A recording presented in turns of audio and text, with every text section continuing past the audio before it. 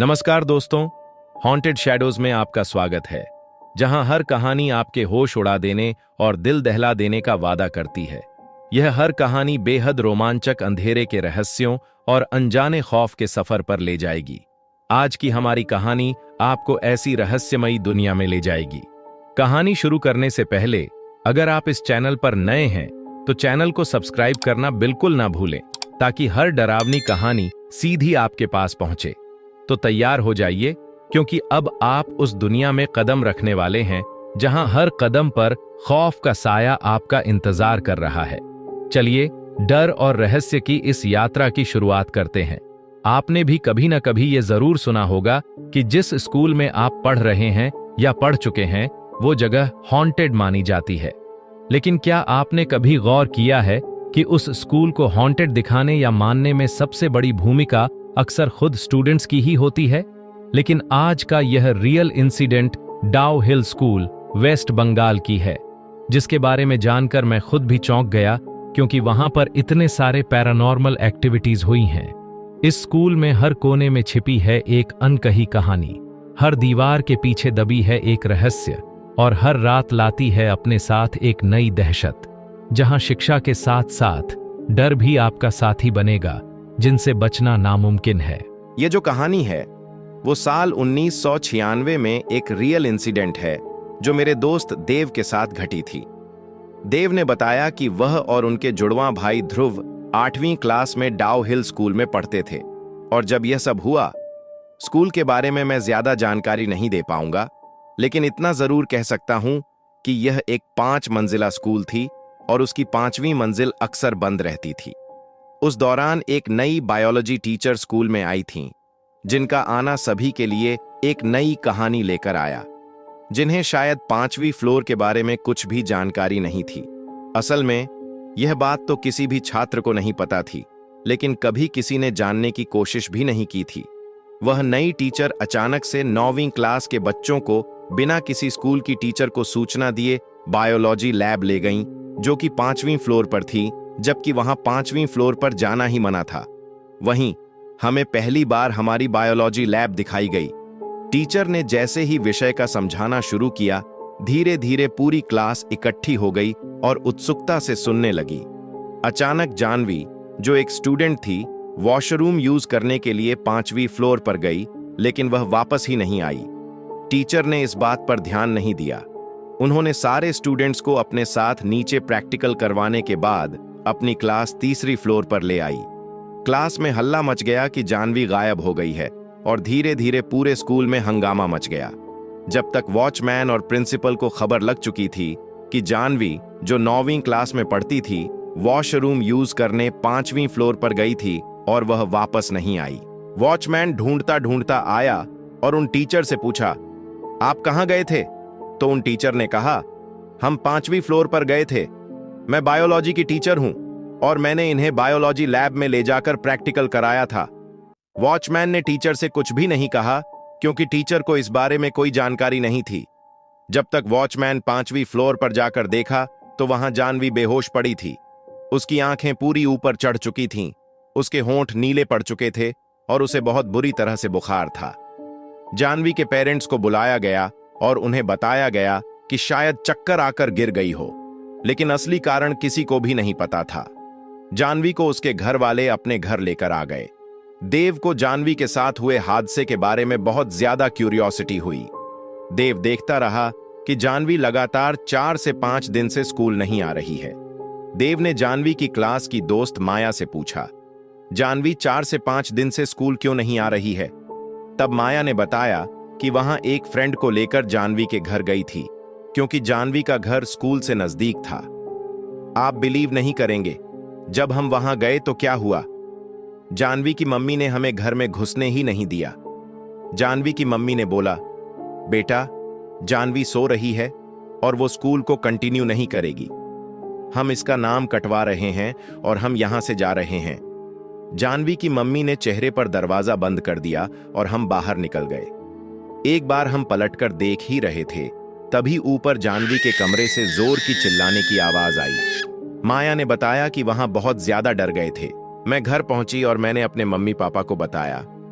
मेरे mummy papa तो वैसे ही रिलोकेट कर रहे थे, इसलिए उन्हें ज्यादा फर्क नहीं पड़ा। देव ये सुनकर बहुत डर गया। देव स्कूल जाता था, वापस आता था। हमने कभी ऑब्जर्व नहीं किया, लेकिन जब हमने धीरे धीरे चीजें नोटिस करनी शुरू की तो सदमे में रह गए कि ऐसा कौन सा स्कूल था जिसमें इतनी सारी अजीब पैरानॉर्मल एक्टिविटीज हो रही थीं। आगे बढ़ने से पहले मैं एक बार स्कूल का थोड़ा सा ओवरव्यू आपको दे देता हूं। वॉचमैन, जिसकी बहुत बड़ी बड़ी मूछें थीं, उन्हें मूछ राजा के नाम से जाना जाता था। आसपास के दुकानदार भी उन्हें मूछ राजा ही कहते थे, क्योंकि वो अपनी मूछों की वजह से बहुत प्रसिद्ध थे। प्रिंसिपल, जो स्कूल से कुछ ही दूरी पर रहा करता था, लेकिन इस स्कूल का सबसे बड़ा राजा था।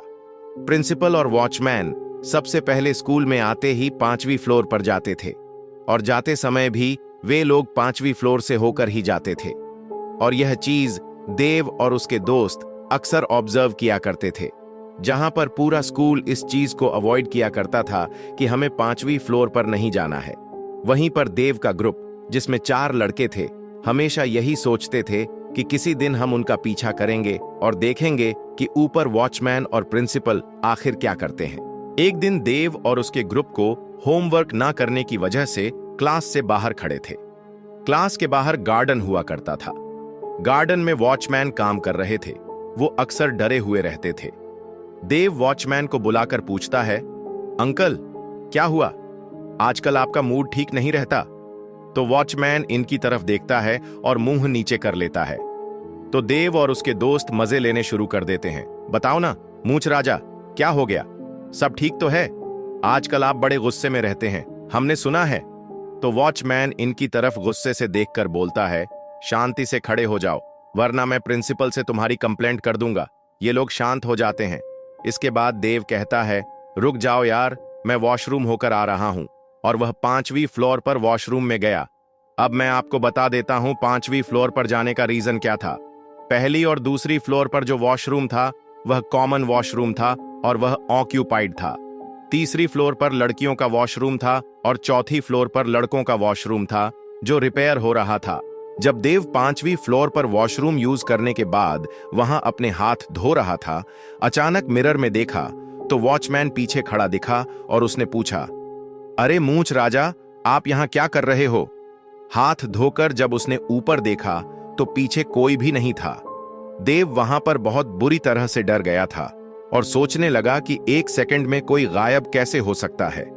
लेकिन फिर भी देव ने अपने आप को कहीं ना कहीं सहानुभूति दी कि शायद मूछ राजा उसी समय निकल गए होंगे जब मैंने बोला होगा, अंकल अभी सीढ़ियों पर तो होंगे, उनका वहां होना बिल्कुल बनता है।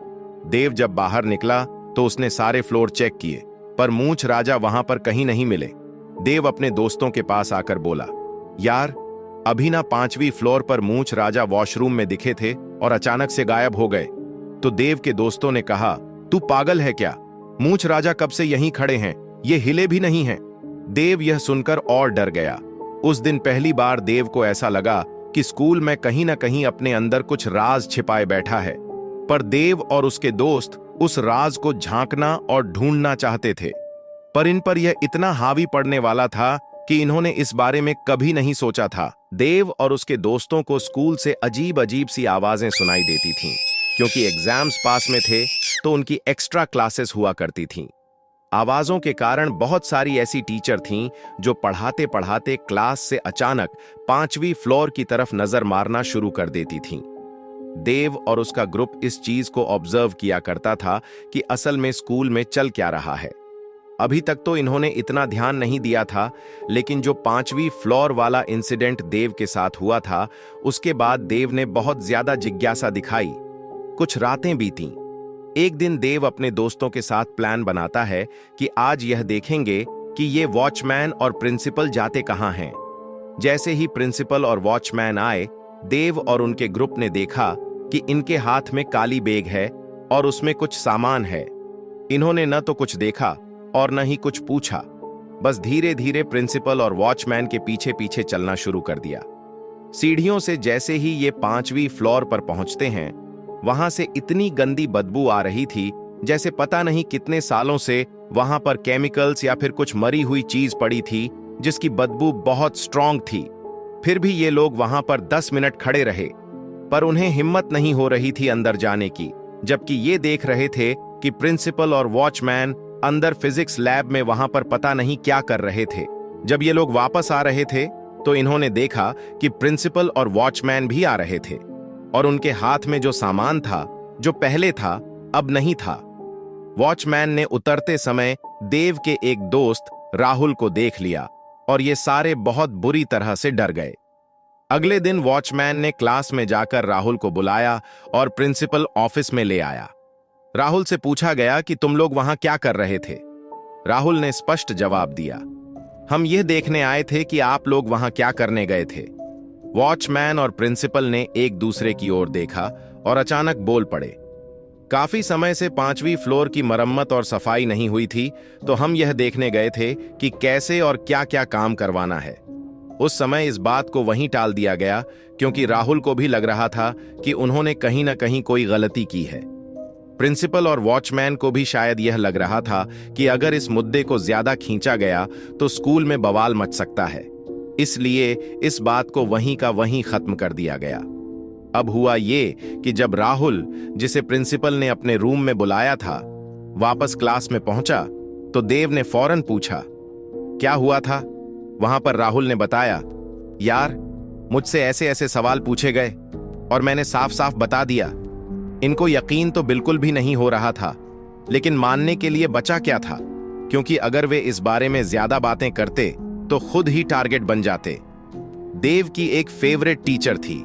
जैसे जैसे एग्जाम्स नजदीक आ रही थीं, एक्स्ट्रा क्लासेस चल रही थीं, तो एक्स्ट्रा क्लासेस होने के बाद वॉचमैन उन सभी क्लासरूम्स को लॉक कर दिया करता था। सभी स्टूडेंट्स अपने अपने घर की ओर निकल गए और जो टीचर थी वह सभी के अंत में अपना सामान पैक करके निकल रही थी। अगले दिन जब स्टूडेंट्स स्कूल आए तो उन्होंने देखा कि स्कूल में पूरी तरह से हंगामा मचा हुआ है, और वह हंगामा इस बात का था कि जो टीचर थीं वे 5वीं फ्लोर पर बेहोश मिली हैं, और उनकी हालत भी वही थी जो जानवी की हुई थी, और टीचर इस समय प्रेग्नेंट थीं, जिससे खतरे का माहौल बन गया था। टीचर को उठाया गया और तो पता चला कि पूरी रात उनकी स्कूल में ही कटी थी। रीजन किसी को पता नहीं था, लेकिन कोई यह वजह बता रहा था कि शायद वह उनका पैर फिसल गया। देव और उनके दोस्तों के बीच ये सारी बातें बहुत टेंशन बना रही थीं, और उनके दिमाग में यह चल रहा था कि यार हमारे स्कूल में हो क्या रहा है, और यह जानना जरूरी था कि टीचर किस चीज का शिकार बनी। टीचर को उस दिन घर भेज दिया गया। उनके घर वालों ने साफ मना कर दिया कि ऐसी जगह पर काम करने की बिल्कुल जरूरत नहीं है। तो जब टीचर अगले दिन आई, वह उनका लास्ट डे था। उस स्कूल में वह टीचर देव के बहुत करीब थीं। देव उनके पास जाता है और पूछता है, टीचर सच सच बताइए कि रात को आपके साथ यहां क्या हुआ था, क्या आपने कुछ महसूस किया। तो वह टीचर देखती हैं कि सारे बच्चे उन्हें बातें करते हुए देख रहे हैं। तो टीचर ने कहा, बेटा ऐसा कुछ नहीं है, मेरा पैर फिसल गया था। जब वह टीचर अपने लास्ट डे पर घर जा रही थीं, देव ने उन्हें गेट के पास पकड़ लिया और बोला, मैम आप जा रही हैं, कृपया सच बता दो, कम से कम मेरे लिए बता दो कि मैं अपने आप को सेफ रखूं। तो उस टीचर ने बताया, बेटा जब मैं क्लास बंद करके वॉशरूम यूज करने गई तो सारे फ्लोर के वॉशरूम पर ताले लगे हुए थे। मैंने स्कूल में वॉचमैन को ढूंढा जितनी जल्दी हो सकती थी, लेकिन वह वॉचमैन नहीं मिला। जब मैं 5वीं फ्लोर पर गई तो मेरी बहुत मजबूरी थी, क्योंकि मुझे घर जाना था और डिस्टेंस भी काफी था, इसलिए मुझे यूज करना ही था। जब मैंने 5वीं फ्लोर के लेडीज वॉशरूम का इस्तेमाल करके बाहर निकली तो हाथ धोते समय देखा कि पीछे वॉचमैन खड़ा है। उनके दिमाग में आया कि लेडीज वॉशरूम में वॉचमैन क्या कर रहे हैं। टीचर ने अचानक से बोला, भैया आप यहां क्या कर रहे हो। और जब पीछे मुड़कर देखा तो वो वॉचमैन गायब थे। इस चीज को देखकर टीचर वहीं बेहोश हो गई। ऐसा लग रहा था कि वहां पर कोई बहुत बड़ा ट्रॉमा हुआ है, और टीचर ने उस स्कूल को छोड़ दिया। देव ने यह सब सुना और उसके दिमाग में अब डर बैठ गया था। वह अंदर आए, लेकिन उन्होंने अपने दोस्तों को नहीं बताया, क्योंकि यह टीचर की बात थी। लेकिन अब यह चीजें इस लेवल पर जाने वाली थीं कि जहां पर आगे आप सुनोगे तो आप भी अपने बच्चों और भाई बहनों को स्कूल भेजने से पहले 100 बार सोचेंगे। यह सब होने के बाद जब एक्स्ट्रा क्लासेस होती थीं, राहुल और उसके दोस्त इस चीज को ऑब्जर्व किया करते थे कि यहां पर स्टाफ बहुत ज्यादा टिकता नहीं है। मतलब एक टीचर वह 4-5 महीने से ज्यादा स्कूल में टिकती नहीं थी। जब एक्स्ट्रा क्लासेस के बाद घर की ओर जा रहे होते थे तो स्कूल से चिल्लाने की आवाजें आती थीं, जैसे किसी को मारा जा रहा हो। स्कूल में बहुत ज्यादा बदबू आने लगती थी, जैसे अचानक से कोई केमिकल फूट गया हो या क्या हो गया हो। और यह राज सिर्फ और सिर्फ प्रिंसिपल और वॉचमैन को मालूम था। देव और उसके ग्रुप के सामने एक बात निकल कर आती है कि प्रिंसिपल ने वॉचमैन को स्कूल में परमानेंटली हायर किया हुआ है और सारी सुविधाएं वॉचमैन को दी गई थीं, जैसे एक रूम अलॉट किया गया है जिसमें एसी, सारा खाना, पानी, रहना, धोना, उठना सब कुछ होता था और उसे एक्स्ट्रा सैलरी मिलती है। देव और उनके दोस्तों को कहीं से पता चला कि वॉचमैन का एक लड़का था जो किसी बाहर की कंपनी में काम करता था। उसका बेटा उसी एरिया के आसपास रहता था, लेकिन वह लड़का वॉचमैन के साथ नहीं रहा करता था।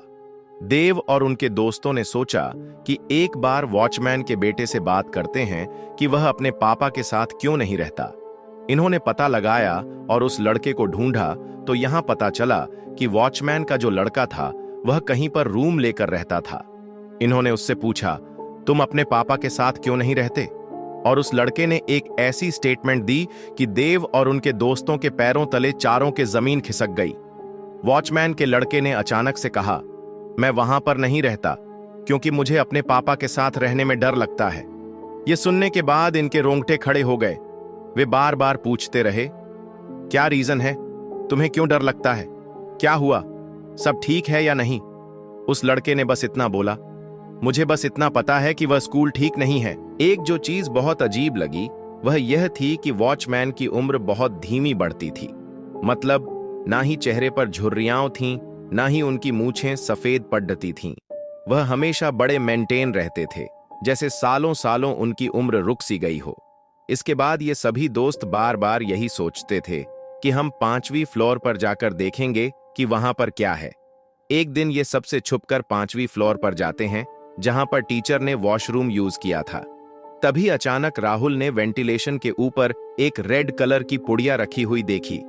देव बार बार मना करता रहा, इसे हाथ मत लगाना, लेकिन राहुल इस चीज पर विश्वास नहीं करता था। राहुल कहीं ना कहीं से डस्टबिन अरेंज करके उसके ऊपर चढ़ता है और उस रेड वाली पुड़िया को खोलता है तो उस पुड़िया के अंदर एक वूडू डॉल, कुछ मीट के टुकड़े, कुछ कपड़े और वहां पर लौंग वगैरह बांध रखी थी। राहुल उस चीज को देखकर स्कूल के खिड़की से बाहर फेंक देता है और सब वापस अपने घर की ओर निकल जाते हैं। यह चीज वहीं पर खत्म हो जाती है। देव अपने घर पर आता है और अपने पापा को बताता है, पापा, स्कूल में आज एक रेड पुड़िया मिली थी जिसमें ये सामान था। देव के पापा कहते हैं, कोई बात नहीं, एक काम करते हैं, 1-2 दिन हम राहुल की जो एक्टिविटीज हैं उन पर ध्यान देते हैं कि उस पर किसी चीज का असर पड़ रहा है या नहीं, वरना इस चीज को तुम दिमाग से निकाल दो।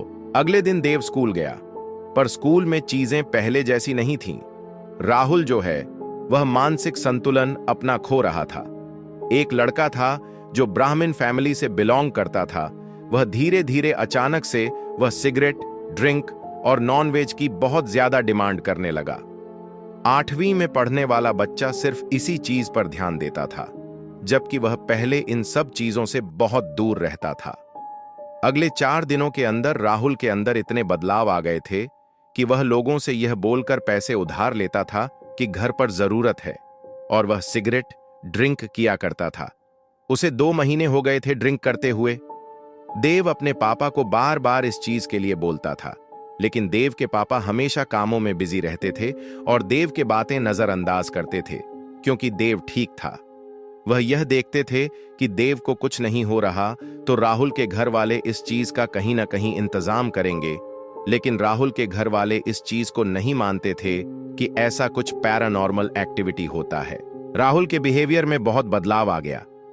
तो एक दिन देव के पापा इस चीज का इनिशिएटिव लेते हैं। देव के पापा कहते हैं, आज सब मिलकर जालपेश टेम्पल घूमने चलते हैं। इससे पहले भी ये लोग जालपेश टेम्पल घूमने गए थे, लेकिन आज विशेष था। देव के 2 दोस्त थे, लेकिन राहुल नहीं था। राहुल आया ही नहीं। इसके बाद सबको कहीं ना कहीं क्लैरिटी हो गई थी कि कि राहुल के अंदर पोजेशन बहुत बुरा हो चुका है। देव के पापा एक बाबा से बहुत जुड़े हुए थे। देव के पापा बाबा से मिलते हैं और बाबा देव के पापा को धागे देते हैं और बोलते हैं, तुम इन्हें बांध के रखना। सभी को धागा दिया जाता है क्योंकि अब सबको राज मालूम पड़ चुका था। बाबा का कहना था कि इन पर कोई ना कोई अटैक करने वाला था। धीरे धीरे राहुल का वेट 80 किलो से घटकर 35 किलो पर आकर रुक गया। राहुल की हालत इतनी खराब होने लगी कि उसके घर वालों को बार बार बताया जाता था कि आप लोग इसे दिखा लीजिए, लेकिन उसके घर वाले इन चीजों पर कभी विश्वास नहीं करते थे। राहुल ने स्कूल आना बंद कर दिया। देव और उनके दोस्त एक दिन वॉशरूम यूज करने चौथी फ्लोर पर गए। उनके दोस्त की नजर वेंटिलेशन पर पड़ती है और देखता है कि वहां पर भी रेड पुड़िया रखी हुई थी। उनका दिमाग घूम जाता है और इस समय देव अपने दोस्तों को बोलता है, इसे छूना मत। तो उनमें से एक दोस्त वह उसे डंडी से स्कूल के बाहर नीचे गिरा देता है और सब दोस्त बाहर चले जाते हैं। देव के दोस्त, जिसने रेड पुड़िया डंडी से नीचे गिराई थी, अचानक से वहां चिल्लाता है, मुझे मत मारो, मैं मर जाऊंगा, मुझे मत मारो। और अचानक से अपना मुंह वह वॉश बेसिन पर 3 बार मारने लग जाता है और बेहोश हो जाता है। वॉचमैन, प्रिंसिपल और कुछ टीचर्स आते हैं और उस लड़के को इमरजेंसी कैब करके उसके घर भेजते हैं और उसका ट्रीटमेंट होता है। 2 दिन बाद देव और उसका एक दोस्त उस दोस्त से मिलने जाते हैं जो वॉशरूम में गिरा था। उससे पूछने पर लड़का बोलता है, मुझे बस इतना याद है कि मुझे कोई काली परछाई दिखी और मैं बहुत ज्यादा आक्रामक हो गया और उसके बाद मुझे कुछ भी याद नहीं है।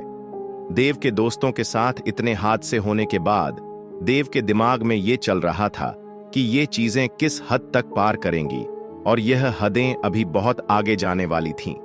देव भी इस चीज के लपेटे में आ गया था। एक दिन देव शाम को दुकान से घर वापस आ रहा था। उसने देखा राहुल कहीं जा रहा है। देव उसका पीछा करना शुरू करता है तो राहुल स्कूल की दीवार कूदकर स्कूल के अंदर चला जाता है और देव भी उसे देखकर उसका पीछा करता है। तभी देव अंदर जाकर देखता है कि राहुल क्लास में जाकर पता नहीं किससे बात कर रहा था और देव कहते हुए सुनता है, आपने मुझे बुलाया था, मैं आ गया, अब मेरे लिए मीट बना दो, मुझे भूख लगी है, मुझे कुछ खाना है। और देव बार बार यह देख रहा था कि राहुल किससे बात कर रहा है। देव रास्ते में आ गया और बेहोश हो जाता है। जब देव की आंखें खुलीं तो सारे रिश्तेदारों ने उसे वहां पर घेर रखा था और रिश्तेदारों ने पूछा, कल रात को तू कहां गया था और सुबह तू स्कूल में बेहोश मिला है, ऐसे क्या हुआ था कल रात को? देव ने बताया कि मुझे बस इतना याद है कि मैं राहुल का पीछा कर रहा था और जब मैं राहुल को रोकने गया और मुझे क्या हुआ पता नहीं, मैं वहां पर बेहोश हो गया। अब घर वालों ने बताया कि बेटा, तेरी भी हालत वैसे ही हुई थी जैसे उस टीचर और तुम्हारे दोस्तों की हुई थी। मतलब तेरे आंखें ऊपर चढ़ चुकी थीं, होंठ नीले पड़ चुके थे और हाथ पैर अकड़े हुए थे। देव के पापा ने एक चीज ऑब्जर्व की कि उसके गले में वो ताबीज या धागा नहीं है। तब पापा ने कहा, मैं बाबा से ताबीज या धागा लेकर आता हूं, तब तक तुम यहां आराम करते रहो। जब सारे रिश्तेदार उसके कमरे से बाहर जाते हैं, देव वहां पर आराम कर रहा था। देव का जो घर था वो पहले फ्लोर के अपार्टमेंट में था। देव के पास उसका भाई बैठा हुआ था। देव अचानक से अपने भाई को देखकर बोलता है, इस ताबीज को उतार के फेंक दे, वरना मैं यहां से कूद जाऊंगा। जब तक उसका भाई कुछ समझ पाता, देव सीधा उठा और खिड़की से नीचे कूद गया। वो तो शुक्र है कि नीचे कोई ट्रक खड़ा था जिसमें बहुत सारा मैट्रेसेस था और देव वहां पर जाकर गिरा तो उसे इतनी चोट नहीं लगी। जब देव को बाबा के पास ले जाया गया तो बाबा ने पूरी तरह से देखा और बताया कि इसके ऊपर 2 लड़कियों का साया है। बाबा ने बताया कि ये लड़कियां और कहीं से नहीं आई थीं, बल्कि उसी स्कूल से आई थीं। प्रिंसिपल और वॉचमैन ने वहां पर इन लड़कियों को बसा रखा है। वहां बच्चों की आत्माओं को ऑफर किया जाता है। कहीं ना कहीं देव ऑफरिंग के शिकार हो गया था और देव के रास्ते में बीच में कांटा बन रहे थे। तो उस रात जब राहुल वहां पर मीट बनाने के लिए बोल रहा था तो दरअसल वह अपने लिए ही बोल रहा था, मेरा मीट बनाओ। देव रास्ते में आ गया और वह जो 2 लड़कियों की आत्मा थे वो एकदम से देव के ऊपर आ गए। फिर बाबा ने धागा दिया और प्रोटेक्शन दी और आखिरकार देव को किसी न किसी तरह बचा लिया गया। आज भी वो स्कूल वहीं है, लेकिन वहां बंद हो चुका है। आज भी रात के समय किसी की चिल्लाने की आवाजें आती हैं। बस आपको इतना पता होना चाहिए कि अगर आपके बच्चे में कहीं भी थोड़े भी बदलाव दिख रहे हैं तो तभी आपको उसे दिखा लेना चाहिए और पता करवा लेना चाहिए, क्योंकि आज के टाइम पर खंडर खाली इमारतों में यह चीजें बसती है। यह पता होना चाहिए कि स्कूल के हालात क्या चल रहे हैं। अगर स्कूल में कोई हिस्सा बंद कर रखा है तो उसका क्या कारण है, जरा पता करें, क्योंकि आपका बच्चा अगला शिकार ना बन जाए। तो दोस्तों, यह थी देव और उसके दोस्तों के साथ घटी एक रहस्यमयी और चौंकाने वाली घटना। अगर आपको यह कहानी पसंद आई हो तो वीडियो को लाइक करना ना भूलें और चैनल को सब्सक्राइब करें। अगर आप इस चैनल को सब्सक्राइब करके मुझे सपोर्ट करेंगे तो इससे मुझे और भी डरावनी कहानियां लाने का मोटिवेशन मिलेगी। अगर आपके पास भी कोई अपनी हॉरर या रियल लाइफ स्टोरी है तो हमें कमेंट्स में जरूर बताएं। मैं आपकी कहानी को यहां हमारे चैनल में सुनाऊंगा। तब तक के लिए सुरक्षित रहें, अपना ख्याल रखें। कभी आपके साथ ऐसा ना हो, इसका ध्यान रखिएगा। यहां डर केवल एक एहसास नहीं बल्कि एक हकीकत बन चुका है।